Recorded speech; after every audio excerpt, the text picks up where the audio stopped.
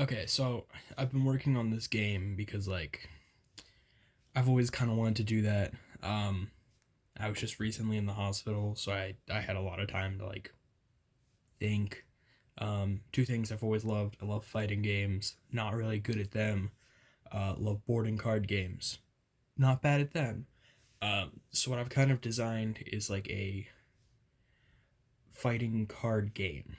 Not in like a traditional sense, but so how it works is there's a shared standard deck that's 50 cards, and then each player has their own character deck.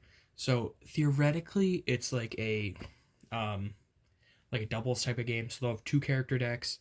Um, but how it works is each player will draw up to five on their starting turn. So you roll a d6 to see who starts. Players start. It's an eight space board. So one, two, eight. Um, Players will start on six and three with two spaces in between. Um, Basically, how it works is players will draw up to five standard cards and then two character cards. And the whole idea is to string together attacks and to psych out the other player um, while stringing together attacks. So, first up in the standard deck, we have jab cards. So, jab deal damage. I haven't mentioned yet, but it says close down here, right? So, there's three different types of attacks. There's close, where you have to be right next to them. There's mid, where you can be two spaces apart, and then there's ranged, which will have like a designated. So maybe it'll have four range, and you can hit from two to six, something like that. Um, so jab cards. I don't know if you can read that or not. So you draw a card from the standard deck after playing it, and if it ends a combo, you start a new combo. So this is kind of how you extend your turn and keep racking up damage. Um, so there is 12 jab cards in the deck. Um, they range from 20 to 40 damage, with most of them doing 30. Next up are run cards. So what a run card does is it lets you move two spaces. In your opening hand, you're going to hope to get a run card because you can't reach your opponent without moving. There's six run cards in the deck, along with walk cards, which just move you one space. So you can actually move forward or backward, because depending on your character, some characters want to get close, and then there are more um, like ranged zoner type characters. Um, Moving on, what's kind of in between a jab and a run is a jump kick. So a jump kick will deal anywhere from, I believe, like 30 to 50 damage, with most of them doing 40. There's four of them. And then before the attack happens, you get to move one. So it's good for closing in the gap. It is a close range attack. So unfortunately, if you were to have a jump kick in your opening hand, you would have already needed to walk one in order for you to be able to attack. I'm hoping to get like better game pieces and to design some custom cards um, before I move forward, but this is just kind of like a test build to see how it works. Um, After jump kicks, you have low kicks. So low kicks kind of act like a second jab option. They deal 20 to 40 damage, most of them doing 30. And you draw a card from either the standard deck or from your character deck. So a lot of times it's going to be better to actually draw from the standard deck because that's how you're going to be able to continue your combos. Some of the character decks will have combo extenders, but it really depends on what character you're playing. Next up is high kicks. So high kicks are mid, so you could hit one, two spaces away. And what they do is push your opponent back one and end the turn. So this can be either good for either a range type character who wants to like move in turn one, walk one space, push them back, and deal, I believe, 70 to 90 damage. Sorry, 60 to 80. I keep forgetting my numbers. So it's 60 to 80 damage, which is a good chunk. The characters I've designed so far have about 500 health, so that's a big chunk of their damage, and then it ends the turn. So there's also uppercuts, which you notice are close range instead of the high kicks, which are mid range. It'll knock an opponent back 2 spaces, so it's about the same distance, and it can deal 80 to 100 damage, which is quite a bit more. Especially, it's kind of because you're giving up that mid damage. So those are kind of your combo finishers, and uppercuts do end the turn as well. That's how you want to end off, more or less, because it's going to send your opponent away, so that it's going to be harder for them to follow up on their turn. Moving up.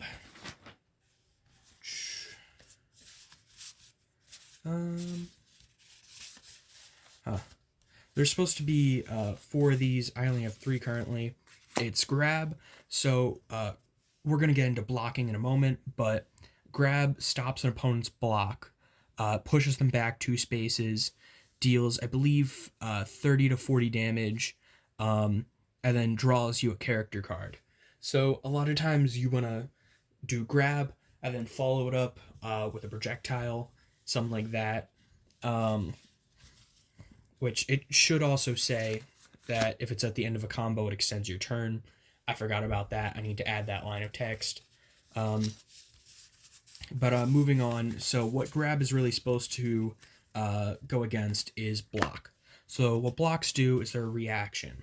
I'll explain how combat works in a second, but it prevents all damage, and you're unaffected by the next 5 hits, which is quite a lot, which is why you have grab cards to try and counter, prevent that. You also have parries, which choose 2 cards in the combo. If either of them are a closer mid attack, it stops the turn, ends the turn once you reach that closer mid attack, and then ends it. So then it becomes your turn. I guess to show you an example of how combat works, we're going to say you have a starting hand. So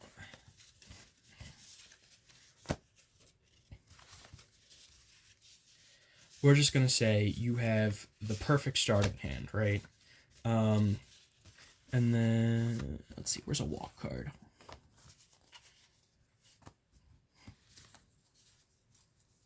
Okay. So you lay out your cards left to right. So something like boop, boop.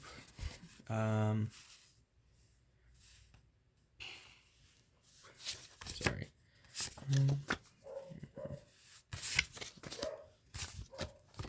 Okay. And then here's the point where an opponent could either block, which will prevent the next 5 hits that you would deal to them, or parry, and then they would choose 2 of these cards, and then decide, and then once you reveal them. So the line goes run, so you move 2 spaces forward, grab, would throw the opponent 2 spaces back, deal damage, followed by a walk 1 space forward, a jump kick, which will then move you 1 space forward, attack, and then jab. So jab will then draw you a card. Let's say you clear the board, which ends the combo. You move into the next combo.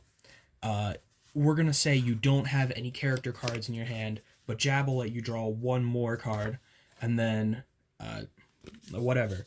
So then you would start your next line, jab. So if your opponent thinks, hey, they might have some sort of character card that they want to avoid, let's just say there's one right here, they might go, okay, parry.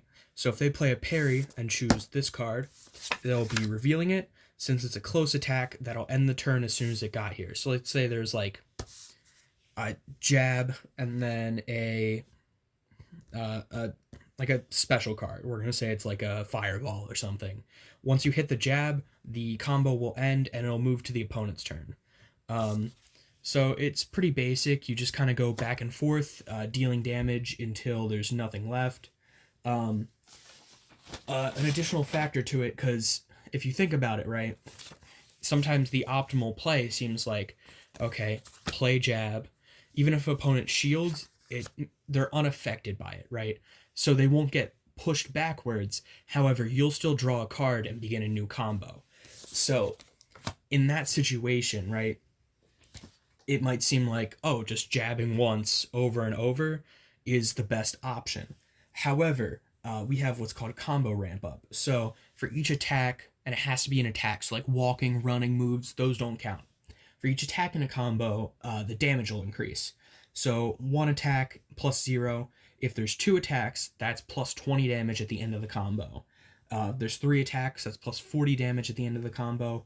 And then 4 attacks or more is plus 60 damage at the end of the combo. So sometimes it may seem like you want to block, like you want to avoid the opponent's block or whatever. However, if you can string together that combo, the extra damage is usually worth it. Ways to countervent blocking: maybe you start your combo with a grab.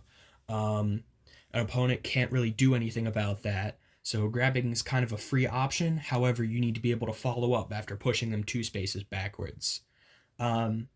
I think I'm going to do a follow-up video. I'm going to show off some of the characters I have designed so far.